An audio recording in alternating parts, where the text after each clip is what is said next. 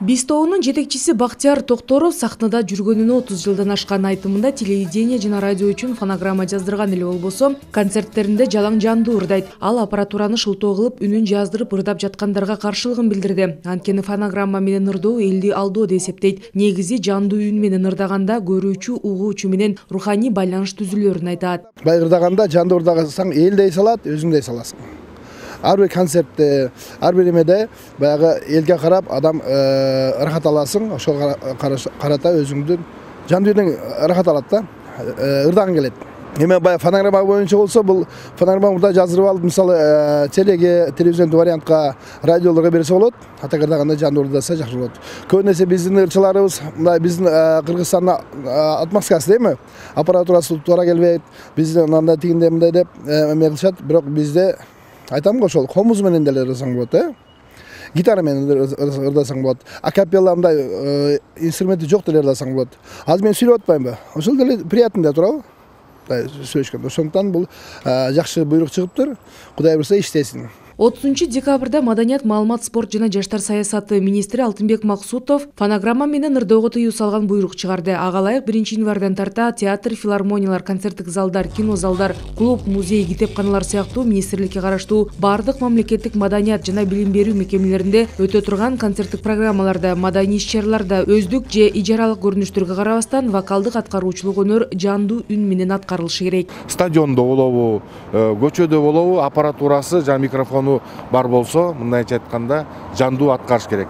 Бул бизге биздин келечегибизге чоң мүмкүнчүлүк берет.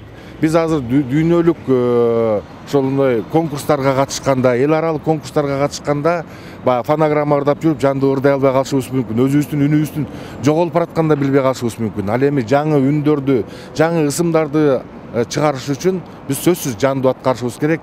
Жандуу артисттик өзүбүздүн өзгөчөлүгүбүздү көрсөтүшүбүз керек.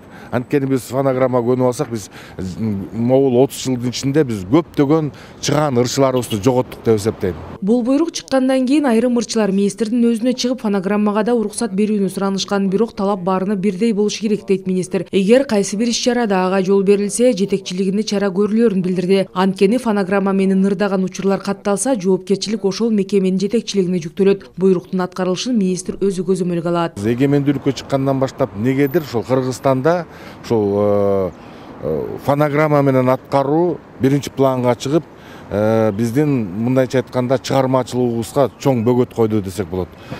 Ошол эле биздин атактуу ырчыларыбыздын ошол фонограммага ушунчалык көнүп, мен азыр министр болуп иштеп атканда мага чейин чалышып ушул фонограмма менен аткарууга уруксат сурагандыгы бул уят деп ойлойм да. Ошон үчүн биз баардыгына бирдей карап, биз сөзсүз түрдө жандуу аткарышыбыз керек. Бул бизге эмнеге алып келет? Адам баласы ошо фонограмма менен ырдап жүрө берсе, мындай эс тутуму дагы начар болуп, өзүнүн эмне ырдап атканын дагы билбей калышат да. Токтогул Сатылганов атындагы Улуттук филармонияда өткөн жылдын сентябрь айынан бери фонограмма менен ырдоого тыюу салынган. Учурда аталган мекеменин сахнасында өткөн ар бир иш-чарада ырчылар жандуу үн менен гана аткарып келишет. Рахат Жаныбекова, Умар Малашев, Ала тоо 24.